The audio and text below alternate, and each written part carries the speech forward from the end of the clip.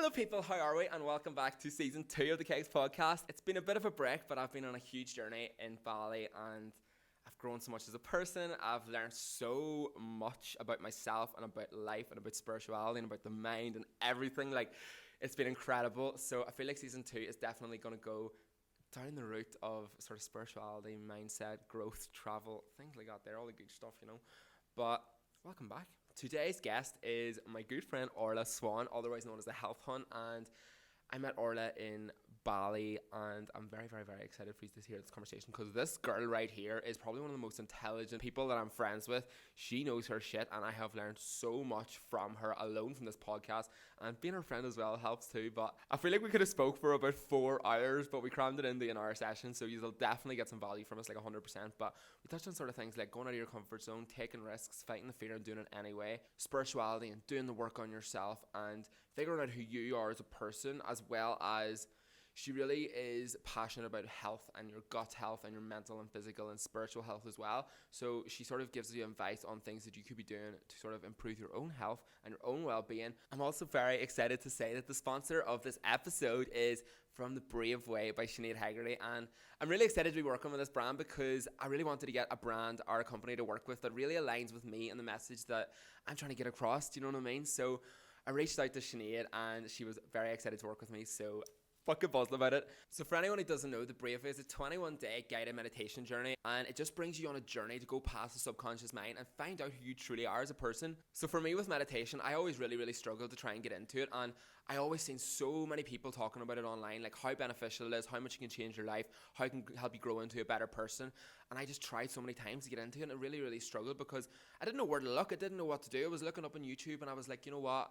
These are good, but like I just couldn't properly get into a routine of doing it until I seen Sinead was doing a 21-day guided meditation course, and I was like, right, I'll give that a go and see how I get on. And what I found is that it brought me on a journey from the day 1 to day 21, and I've done it twice now, and every single day is completely different. It just brings you on a journey to find out who you truly are, to find out what you like, what you believe in, to find out the things that may come into your head that might be negative, that might be negatively affecting you, as well as sort of seeking what you want with your life and what you desire to be and who you want to be, and sort of manifest your life of your dreams. But like I said, every single day is different. So not only does it help you grow and evolve into a better person, but it also gets you into a routine of meditating every single day. And the first thing I've done every single morning when I started the course was I woke up, done Sinead's meditation course, and instantly for the day, my day was so much better. And then I noticed the days that I didn't meditate when I woke up, them days weren't as good as the days that I did meditate. So if you're a professional meditator, class, give it a go.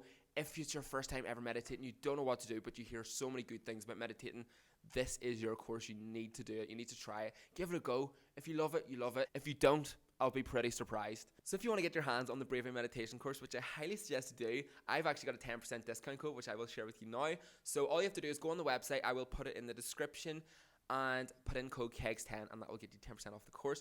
So you can get it for yourself, but you can also get it for a gift, for a friend, or for a family member, or for anyone that you see that you think would benefit from a meditation course, because I benefited from it. My mum uses it. She benefits from it. Everyone benefits from it. So get your hands on it now. Also, guys, before we get started, can you all do me a massive favor and hit subscribe, hit like, do all the good things, because it really means a lot, and it will help me out so much. So thank you guys, and enjoy the episode. We are here on the KEGS podcast. We hope you enjoy the show. Yeah.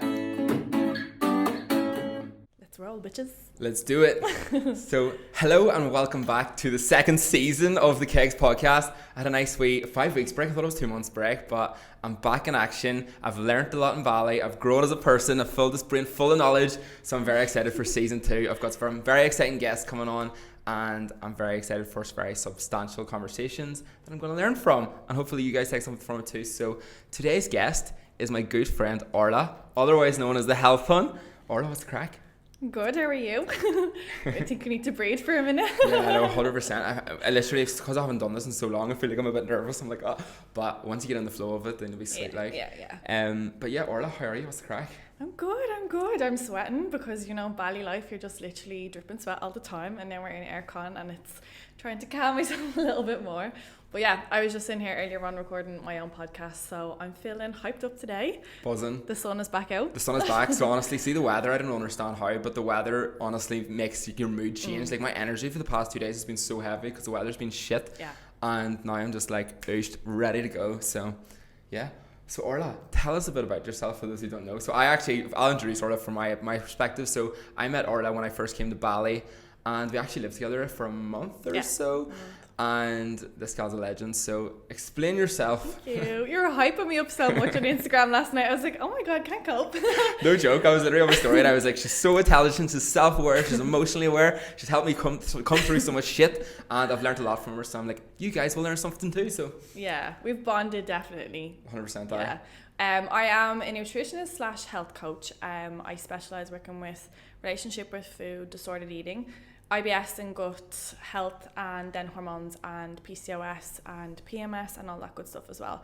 I am spiritual. I love to travel. I have my own business. I love the festival life as well. Bit of balance, bit of both worlds. Yeah. But yeah, I'm in Bali the last 6 months. It's been a journey. I'm literally leaving on Sunday. I don't want you to leave. Very emotional. Like, I've never been so emotional to leave a place. Like, I lived in Portugal last year for 6 months, and I was kind of ready. Like, I was done. And I know I have completed a journey. Like, I've really gone through a cycle. I've done through a lot of trauma. I've gone through a lot of like sickness, deep work, but I feel so attached to Bali. I've never felt so grounded in a place. I love that. And I feel like I'm not ready to go. I feel like there's unfinished business, you know. Do you know what? It's not the end. You'll be back. No, I have a return flight booked already.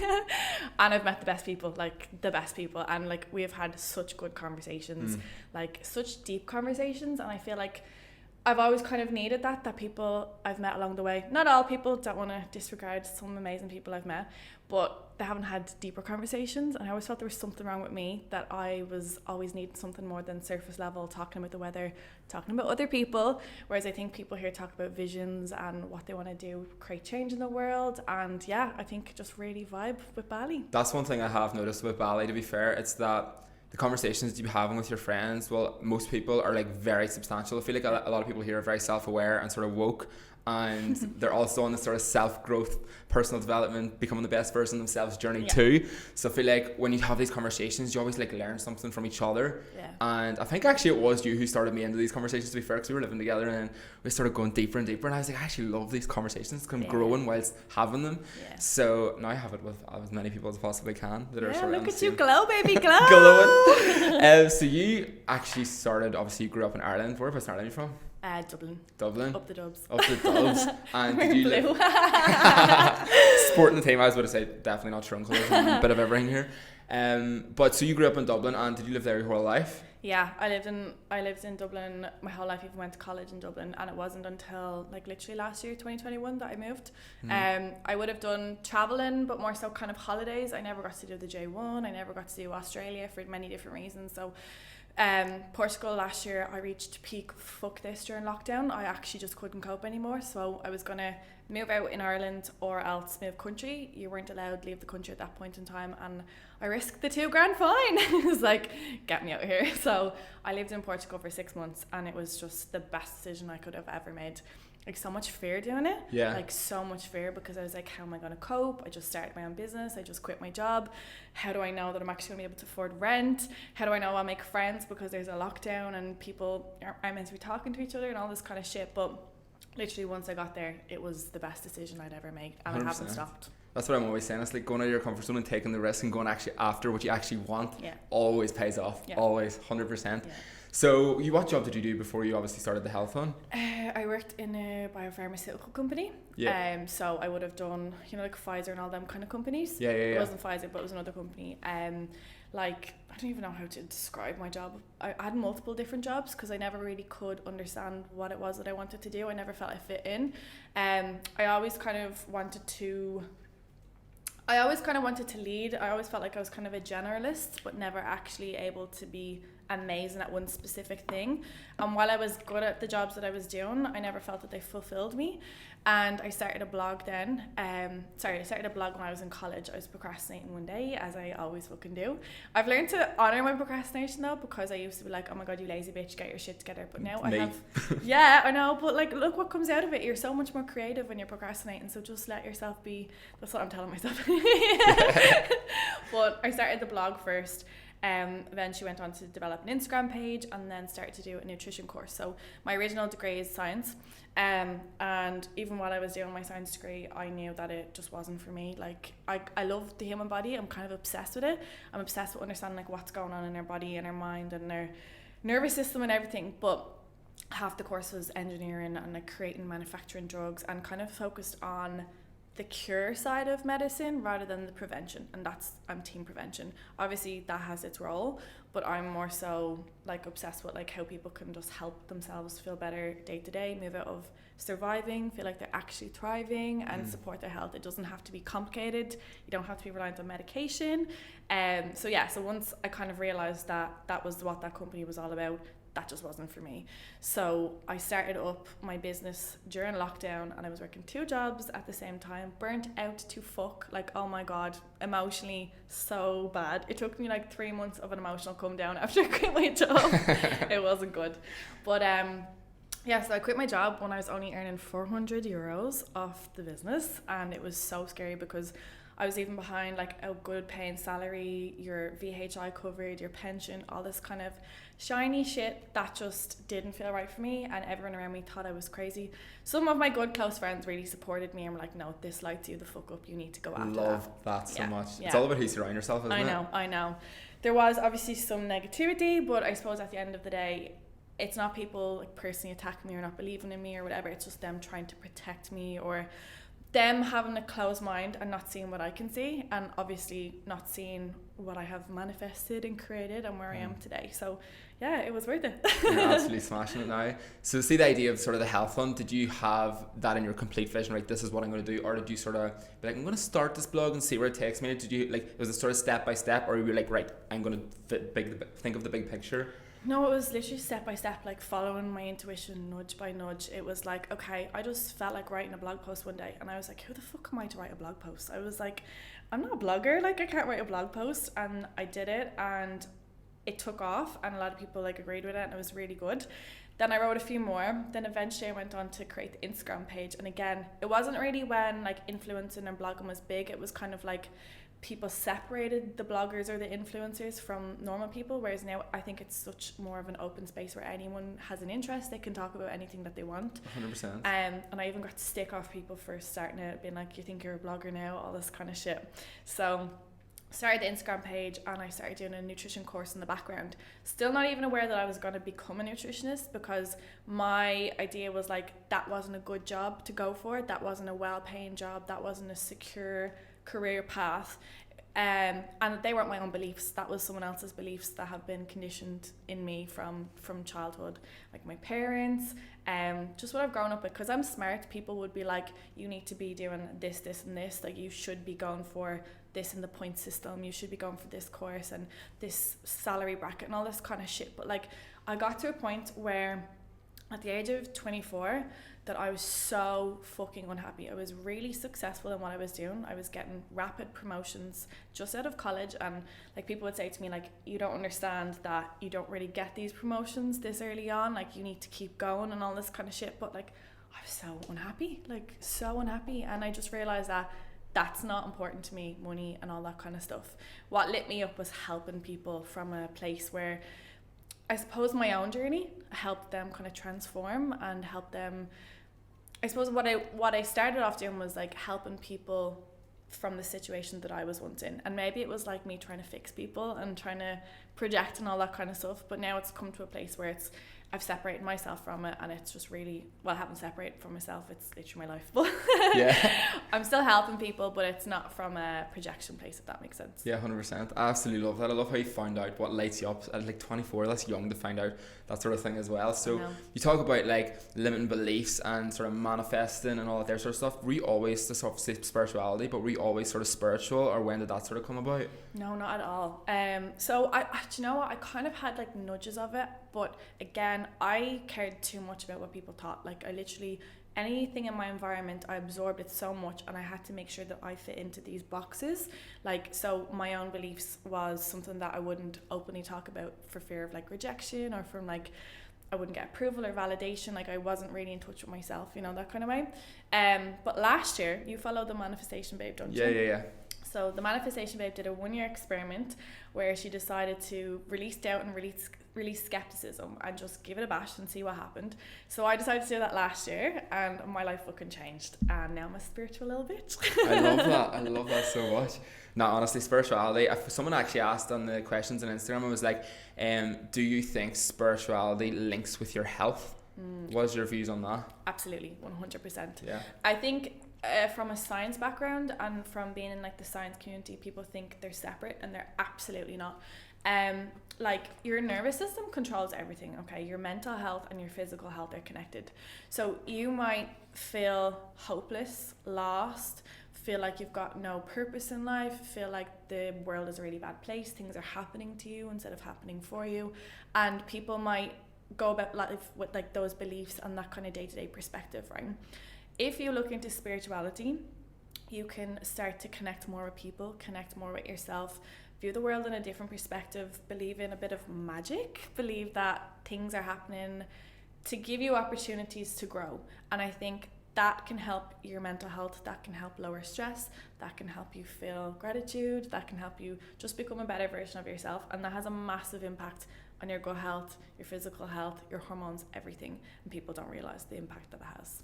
Honestly, I can even prove to myself from even you talking about that, like I was obviously a bit really spiritual into spirituality when I was in Mexico, and I was like feeling the best I've ever felt. Lost sort of all touch on my spiritual side when I left Mexico, and I came to Bali, and you seen how lost I was at the start. Like I was all over the place. My little soul. My anxiety was through the roof, but I didn't know what was going on. And then I started doing all my spiritual practices, my manifestations, my breath work, like meditations, all that there sort of good stuff. The spiritual stuff is good for you. And see, now I just feel unreal. And see, even oh my god, we were talking about this the other day about driving down the streets in Bali and the gratitude you feel when you're singing away with the headphones in. It's unreal, isn't it? Ever, like literally, you're just looking at your surround, and that's also good about not driving a car, because you can actually just be out in nature, I think, a little bit more, and then you're just driving around, the freedom that you feel, and you're like, oh, this is my life. I know, you literally feel so much gratitude, but you actually have to feel it as well. Like I don't think I actually felt gratitude before I became spiritual. Like I probably might have, but like you actually just know the feeling, like just like joy all over your body. I absolutely love it. It's my favorite thing ever. But when you're practicing gratitude, how often would you try and do that? How like much do you think it affects your life? I think if you can do it daily, it can help you really. It's kind of like you go to the gym for your physical health. It's like keeping your mental health in check, keeping like your nervous system in check. Managing your thoughts, I suppose, with journaling is really important. But what's important is it's not from a toxic positivity place. So this is what I used to do. I suffered with depression and anxiety, and I used to like really suppress all of my emotions. And when I first discovered gratitude, it was like from a toxic positivity place. So it was like, oh, well, this bad thing happened today, but at least I'm healthy, or at least I'm blah, blah, blah, blah. But it's like, you need to honor your emotions as well. So like, while I recommend daily gratitude, I do recommend daily checking in with yourself and actually really being honest with yourself. Maybe some days you can't really find that gratitude, and that's okay. Like, I think you should at least try. Like, you should at least be like, okay, I'm able-bodied, I'm actually able to walk today, I'm able to have shelter over my house, and remind yourself of those absolute basics. And I think being in Bali grounds you that little bit more, because you're like, some people literally have nothing, and they're so fucking happy. So happy. They're smiling, they're giving you a hello, thank you miss, you give them a tip, and it might not even be that much money, and they're just so grateful and appreciative. And that's what we can take in the Western world to like cop the fuck on and realise how lucky we are. But at the same time, we have our problems, and they are our problems, and we do need to honour them as well. 100%. I feel like the Balinese people are literally the nicest people ever. Like, I love them all so much. So you were talking about whenever you first started, you sort of had these like limiting beliefs, like, oh my god, I'm not a blogger, like stuff like that. Yeah. How do you become aware of your limiting beliefs, and how do you overcome these limiting beliefs? Fully loaded question. I think meditation. I think people need to learn how to meditate, because we associate ourselves as our thoughts, like we believe our thoughts as facts. And there was a point in time where the script that was running in my head was a very fucking toxic, negative place. And I would have internalized what people said about me or thought about me or how they treated me, and taken that as facts, not understanding that I could actually be like, that's not a thought that I want to believe today. That's not my own belief. I can choose to create a different belief. But it wasn't until I actually slowed down, calmed my nervous system, and was able to practice that as a skill, I suppose, because when you're on autopilot, like, you know yourself, like when you weren't feeling that great at the start, like you were like, this is happening and it can just escalate into this catastrophe that's not even fucking true. These conspiracy theories that we create about ourselves, literally being a prisoner in your own mind. Literally. So I think people should meditate first and foremost, and it can help you slow down and help you actually bring that awareness. Obviously journaling as well, I'm really passionate about that, because you can actually access like your subconscious mind, and it can help quiet the noise that's there. Doing courses, invest in yourself. Like, a lot of people are afraid to invest in their mindset or their spiritual health or anything like that, but like, and they'll be like, okay, well, I need money for XYZ instead. But if you change your inner world, your outer world changes as well, and like that can put you streets ahead in any of those little things you're working on. Like, you can show up more confident in job, you might show up more confident, you might be more likely to be able to get a promotion, and so on. And this just can keep going and going and going, and you can just be so much more fucking happier. 100%. I feel like when you're doing all that work as well, you sort of find out what you actually want and actually what you like as well. Plus you get shit tons of ideas. The amount of times I'm meditating and doing breath work and all these downloads come in, and I'm like, fuck it, I'm so excited for what's coming next. You know what I mean? It's all about doing actual work to do these manifestations. Look, I actually seen you were talking about that on your Instagram the other day, where yes, you manifest, but you actually have to do the work to sort of achieve these sort of things as well. Yeah, and I think what you said there about like authenticity is important as well. Like, with manifesting, I think a lot of people are like, okay, I want $5,000 now and that's it. But like, why do you want that $5,000? What are you going to do with it? Is it coming from a place that you want $5,000 because you think you need $5,000, or from a place that you actually want to create a business or start a hobby or help someone or charity or whatever? And it's really coming from your own. Again, if you remove your self-limiting beliefs, you connect more with your authentic self. You get closer to your actual like core desires, and that helps you manifest from a place of what's actually meant for you and what's not.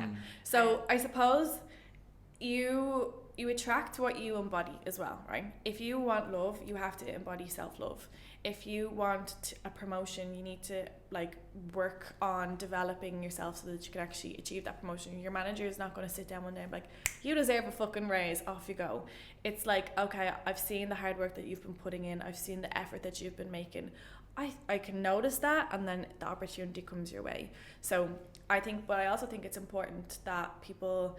So I would have been like an overachiever perfectionist. You're a little bit of a perfectionist as well. A wee bit. I didn't actually think I was a perfectionist until recently. Yeah. It was until I actually tried to get some other people to do stuff for me. I was like, no, I want to do it all my way. No, I can spot it a mile away.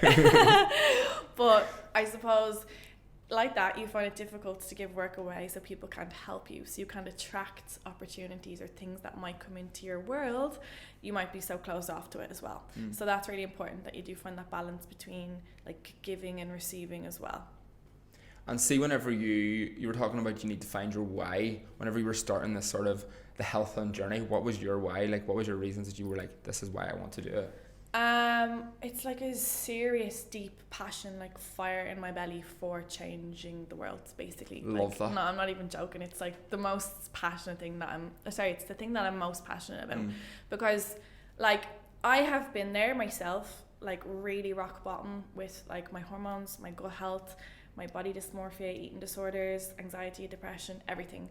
And I know that there is a way through. And I just really want to help people so that other people don't have to be in the position that I was in, or if they're in the position that I was in, that they actually have hope and they can see a path forward. And it's not actually that fucking complicated. It can be difficult, don't get me wrong, but it doesn't have to be this thing that we see. It's such a far reach. Like, there was a point in time where I literally thought that I would never be truly happy, or would never find friends that really vibe with me, or would fit in, or would have a stomach that wasn't literally making me feel like I was a bloated whale, or depression, everything. So I think it comes from my own experience, but also the experience of people I've worked with that keeps me going. Like, it seriously keeps me going. The transformations I've seen, like just when it's like that light bulb moment that they get, and they're like, oh, I can release, I can feel free, I've got peace, I feel healthy, I feel thriving, and I'm like, yes bitch, go girl. I love that. And so you work with people one-on-one and sort of educate them on how to sort of transform. So you sort of talk about like eating disorders and things like that. So you said you struggled with it yourself, and then what did you learn about it, or what way did you go about learning? So I would, if you have an actual eating disorder, so I suppose there's like a spectrum for relationship with food. So you've got like eating disorder on one side, healthy relationship with food on the other. Somewhere in the middle is disordered eating. So that's like the majority of the population because of diet culture. So do you know what diet culture is? No, explain it. So I think you're balls deep in diet culture a little bit. Yeah. So it's just basically like the diet industry. Everyone is striving for this body image of like thinness or leanness or abs or whatever. It's in the fitness culture as well. And it's not really just about the body. It's about what people deprioritize in the process of achieving that body, or how potentially it's harmful for their health. So like me at my leanest and smallest, and maybe what people would consider my best body composition, fitness wise, was my unhappiest.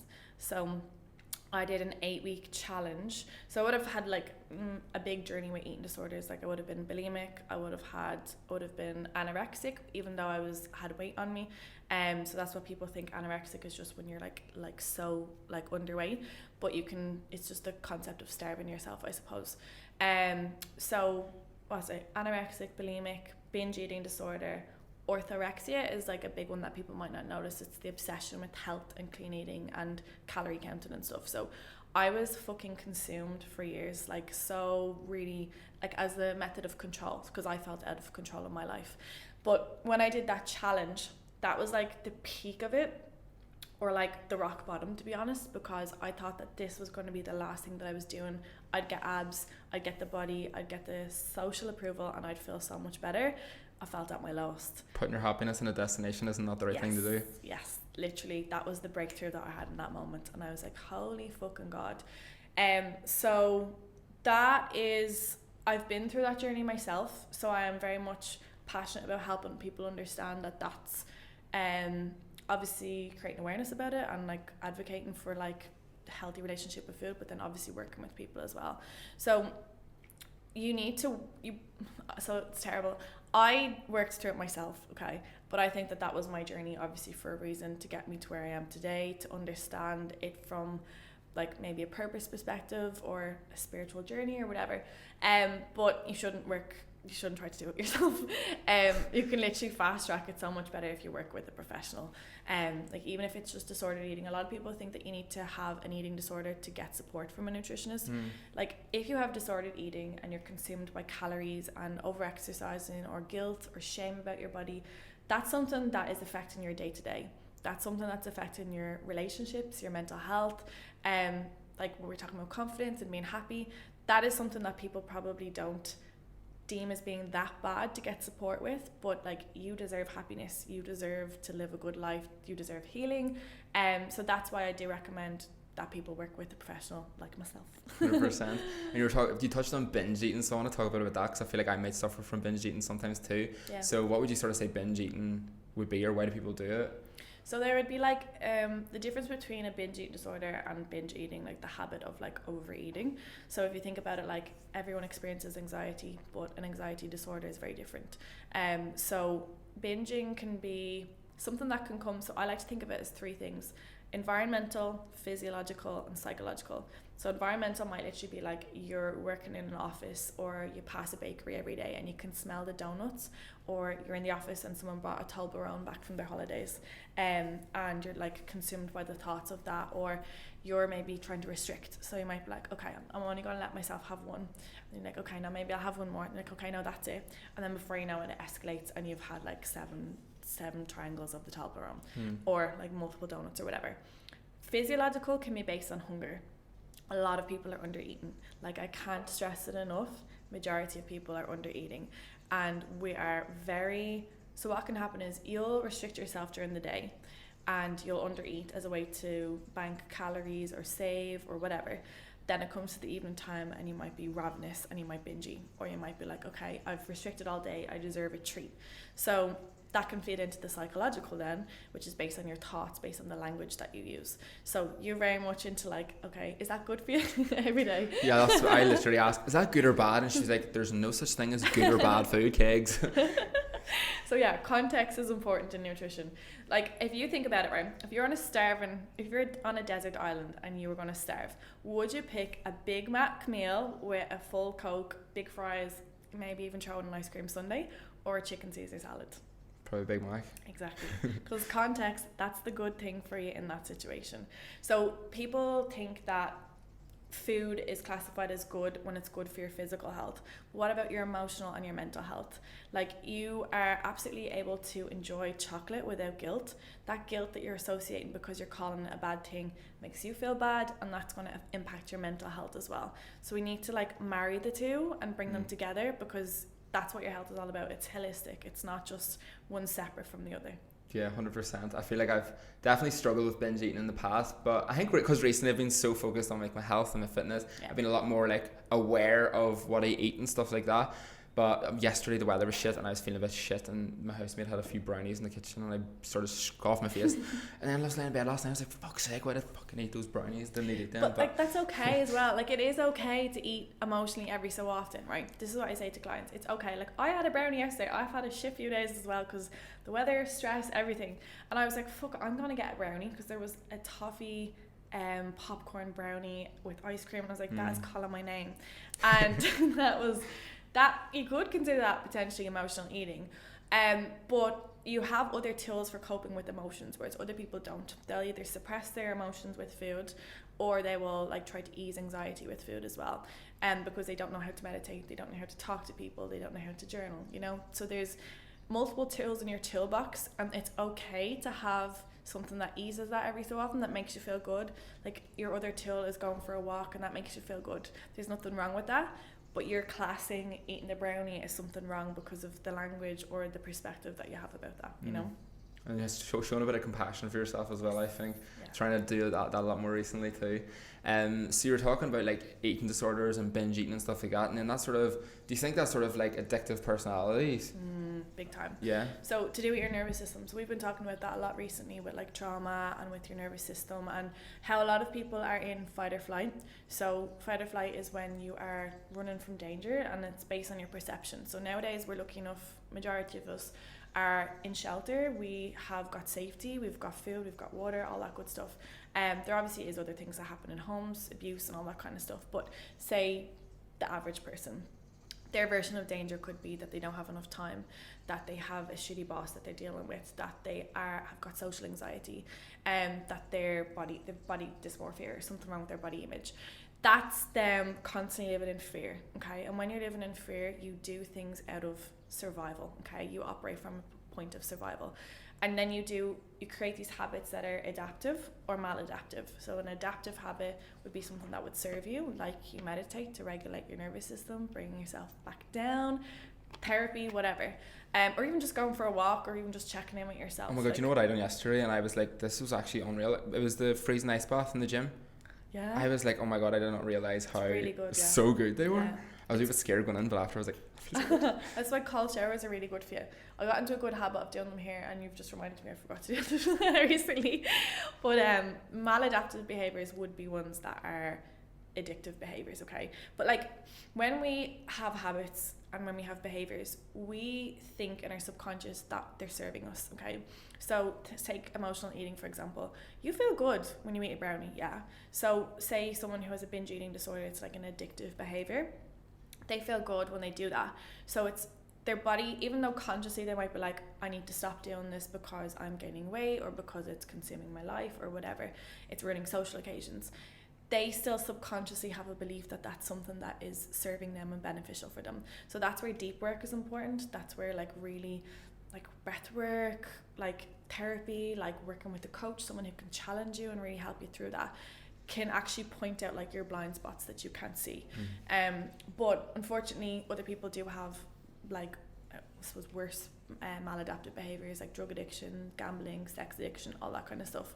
And that's why I do think that it's moving in the right direction though. I know that there are, I can't remember his name, Brian something, can't remember his name, but he was a previous drug addict, and he has become a neuroscientist, and he's looking at like meditation and the impact that it can have on the brain, and how that if we can come off this kind of high or this feeling just so consumed and out of control and unsafe in our bodies, that we can actually see a lot clearer and actually move forward with more adaptive behaviors and things that serve us, rather than always seeking that high or always seeking that control through whatever the drug of choice is. 100%. I feel like as well, whenever you do sort of meditating and breath work, by the way, is my favorite thing. I'm obsessed with it at the minute. Like every time I do it, I'm like, oh my god, I'm getting so much downloads. But I feel like when you get sort of more into that, you sort of do realize that the going out at the weekend and getting fucked for days on end is so bad for you.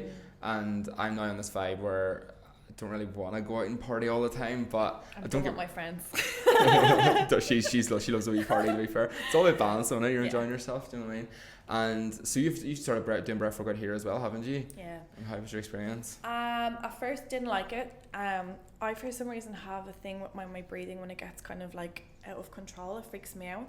But that's the whole thing with breath work, is you're meant to come up to your fight or flight and then you come back down to your parasympathetic and you relax and you can access your subconscious and heal on whatever it is that needs to come up. So yeah, so we did last week a breathwork session and I really fucking enjoyed that. Like I felt like I had completed like a journey in Bali, and it was like a cycle of completion that I was able to just release into the breathwork and release control and feel at peace and free and happy. But I did have a breathwork session in January that really made me realize how fucked I was at that moment in time. I had a lot of suppressed trauma that I didn't really realize. I kind of realized I needed to work through, but I didn't realize to the extent that I needed to work through it.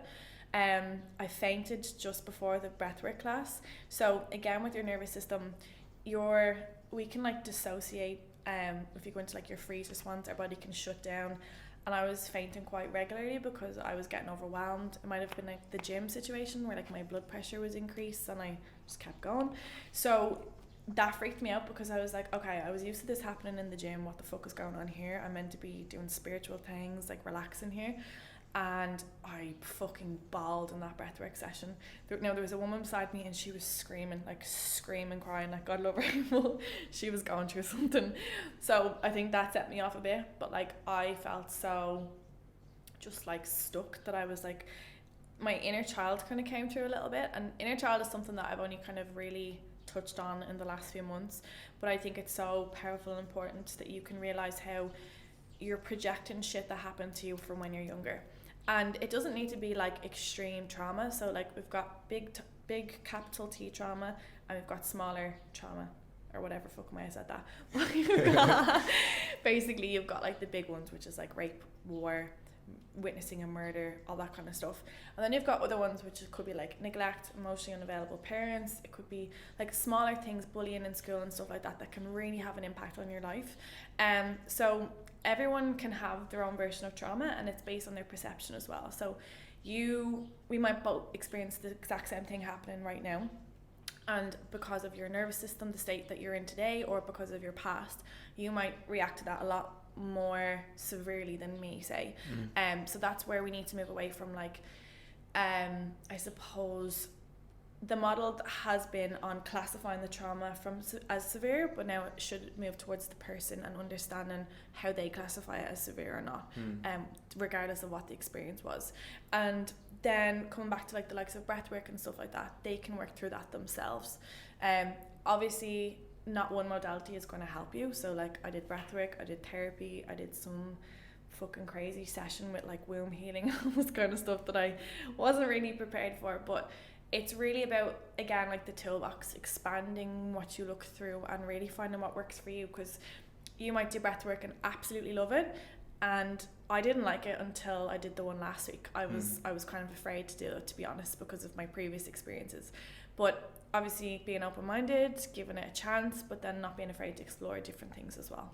100%. I feel like you helped me sort of work through some of my inner child trauma when I first came here to Bali. Like, I don't know what, my anxiety was so much, but then we after speaking to you loads, we soon realised it was because there was like such a big group of Irish people here, and I was like, why am I around all these Irish people and I like can't be myself, or I feel so much anxiety. And then from doing the breathwork and from like speaking to you and speaking to a few other people, I realised it soon came up that I got this from inner child trauma that I didn't even realise I had, from me sort of pretending I was someone I wasn't to try and fit in like groups, or maybe being left out in certain situations, and like that's like a small kind of trauma, but it actually has such a big negative effect on my adult life. So I brought that up and sort of had to do loads of like inner work to deal with it, and the breath work definitely, and the sound healing as well. Actually, sound healing definitely brought it up as well. So I fell asleep. what one was that?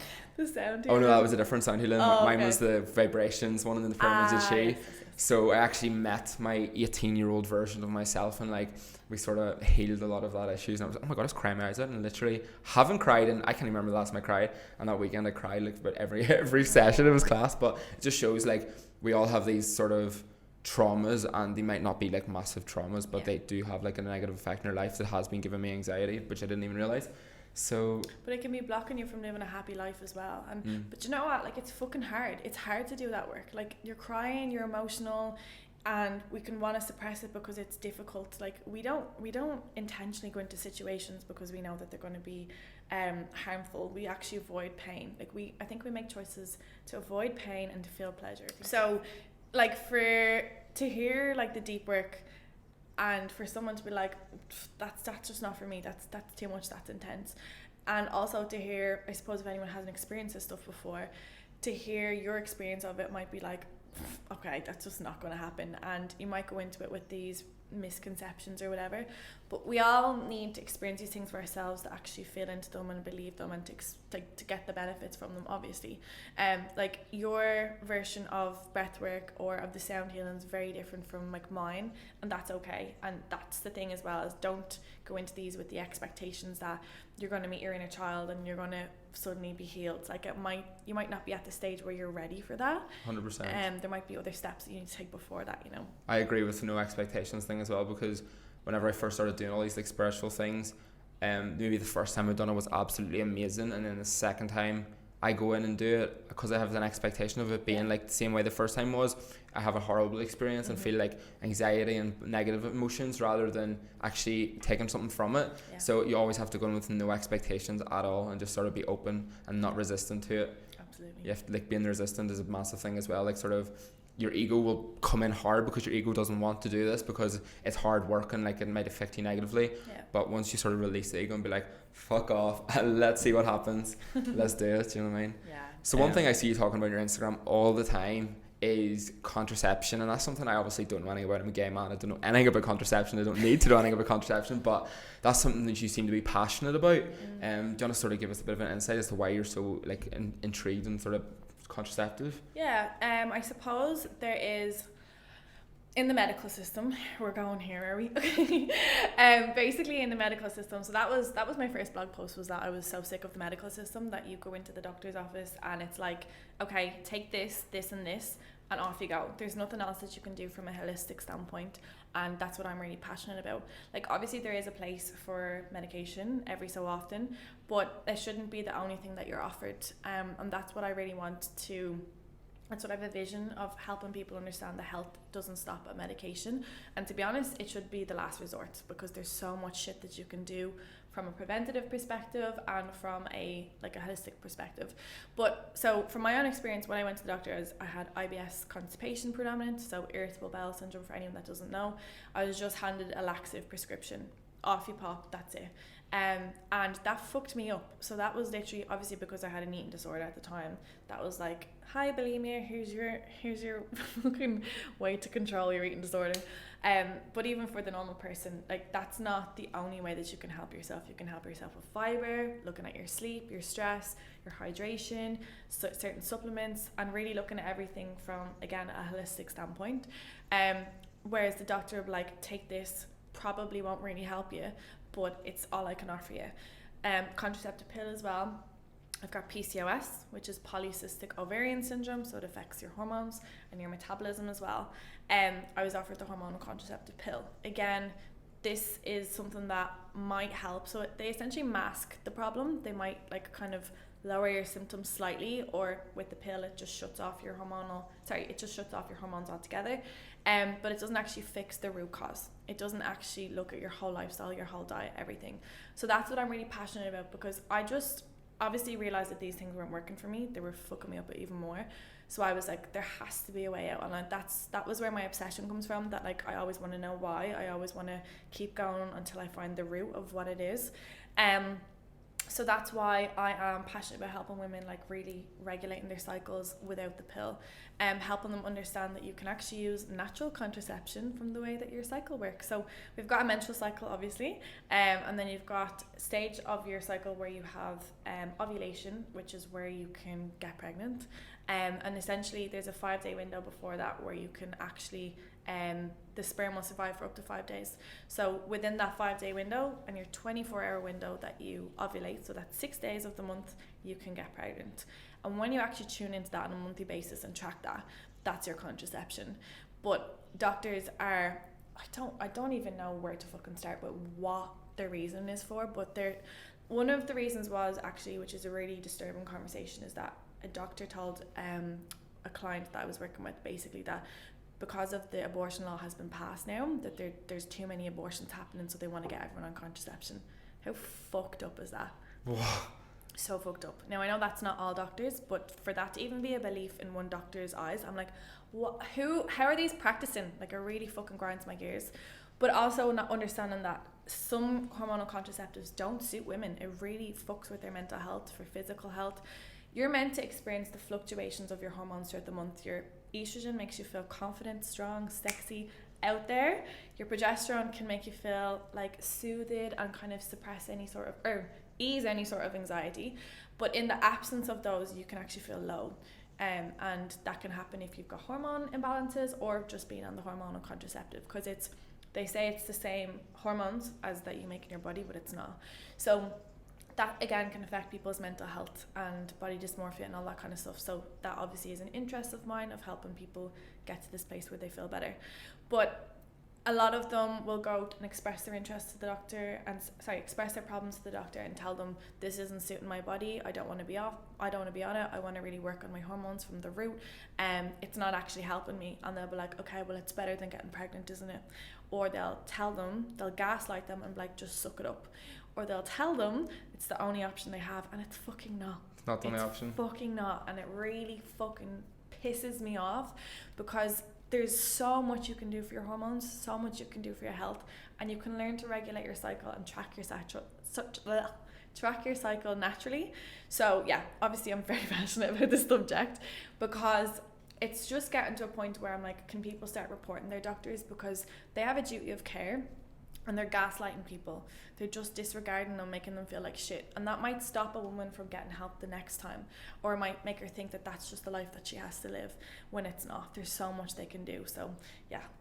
That's actually incredible. I actually didn't even know half of that information. Yeah. That's mad. You can only get pregnant 6 days in a month. That's nuts. Learn something new every day, people. I love that. So oh my god, I'm listening to you so much, I'm like not even thinking about the next question.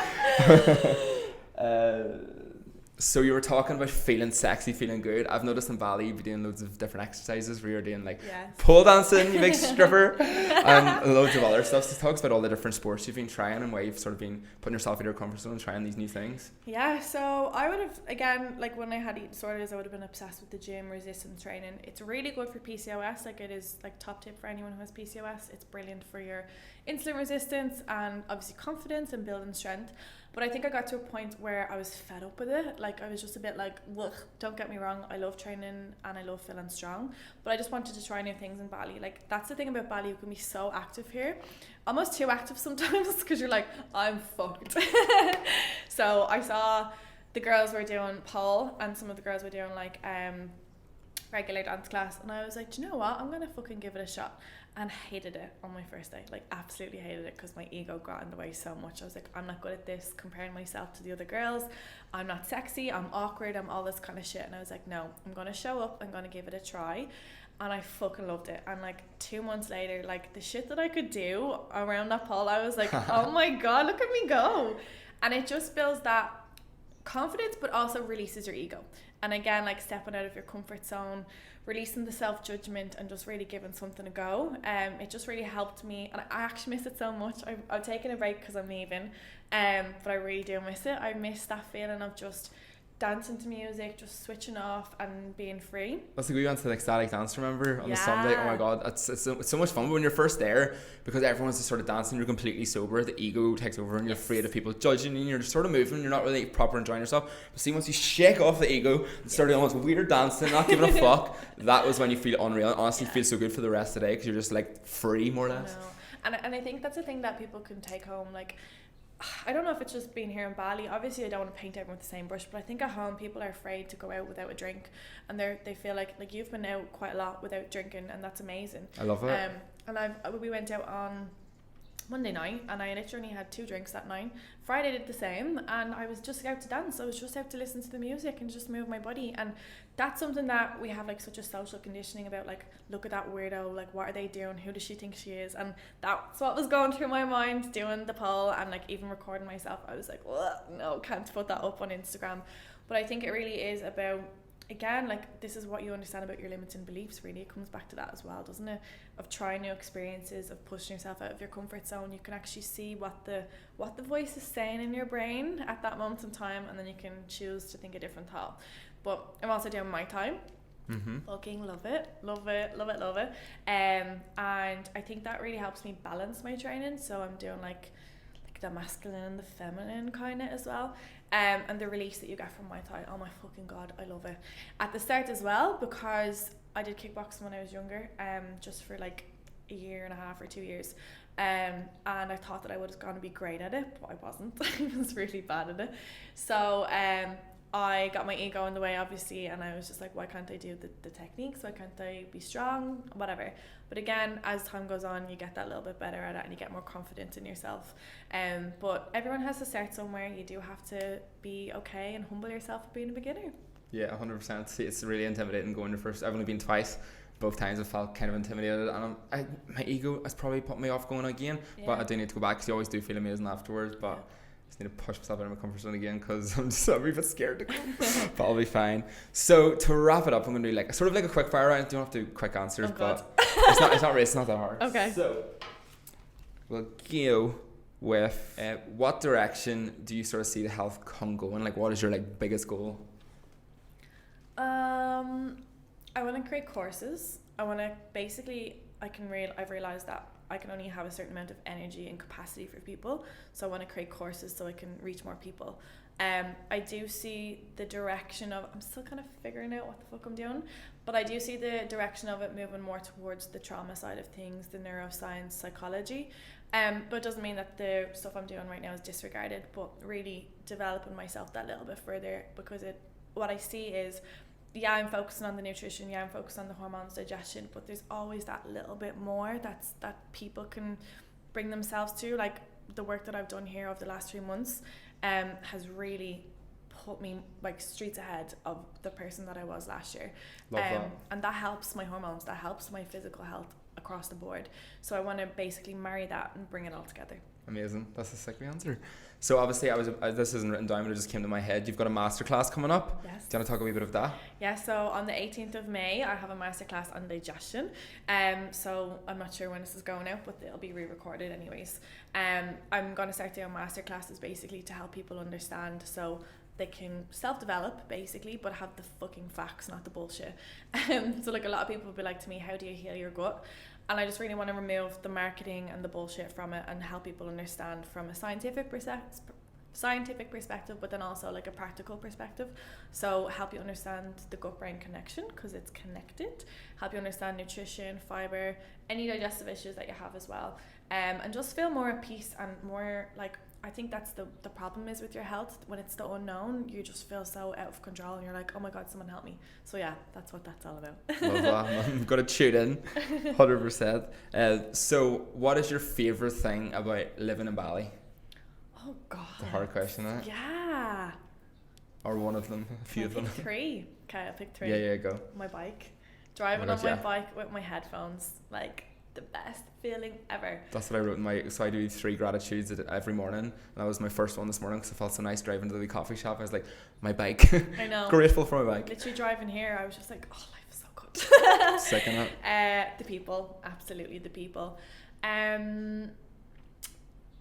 Last thing could be possibly how like how safe and grounded I feel here, and like I wouldn't even say fit in. I feel like you don't feel the need to fit in here. Everyone's so diverse. There's so many different cultures, and that's why I'm kind of afraid to go back to Europe, because, or the western side of the world or whatever, because it's like everyone's in a box, or you're going to one country, so it's going to be predominantly one culture.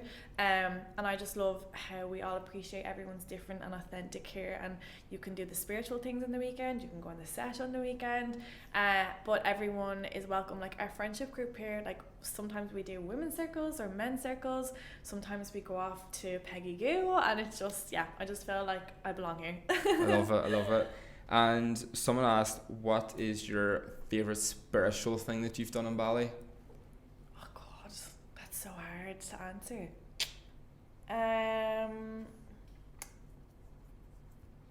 I enjoyed the Tokek waterfall, to be fair. Do you like that? I did enjoy it, but I don't think I got as much from it as you did. I think that, and then again I had an expectation on it because of what your experience was. Okay, yeah.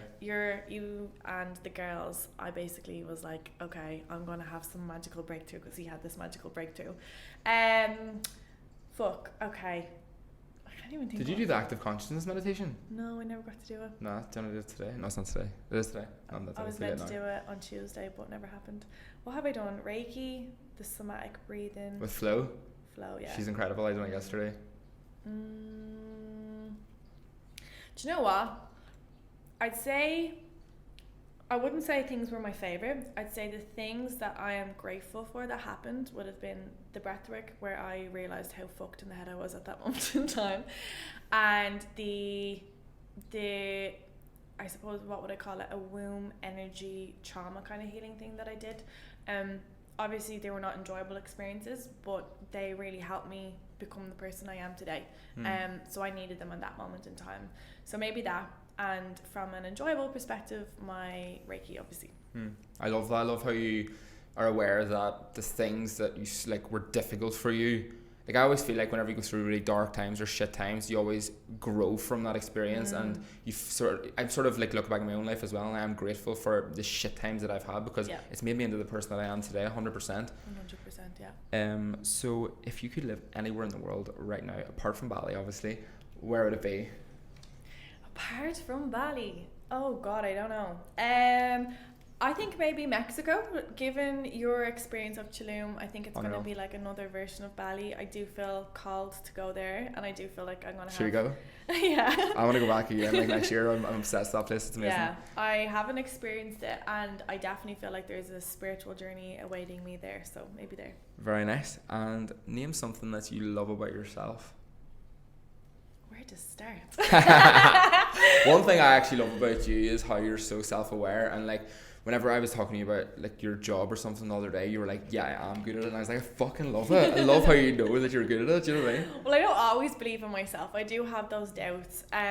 What I love about myself is that I power through. That no matter what shit life is thrown at me, I always push on through and always try to help myself through it, and see, whether it's seeing the bright side, whether it's dealing with the emotional pain at that moment in time, I always push on through, because I can always know that there's a path forward, or I always know that things are happening for a reason. I like maybe my perspective on life. And it wasn't always that way. I was someone that was very closed off about people, and I had like really bad beliefs that everyone hurts you and all this kind of stuff. But I love how my perspective, the way it is now, and that how I'm sharing that with people. Maybe that. I love that. That's a sick answer. I think I'm the same. I was very like closed off minded too, and I was going through shit times, and now my perspective on life has changed, and I also want to share my perspective with the world. So I want everyone to have this mindset that we have. Brainwash y'all. And one final question: some advice you would give to younger Orla?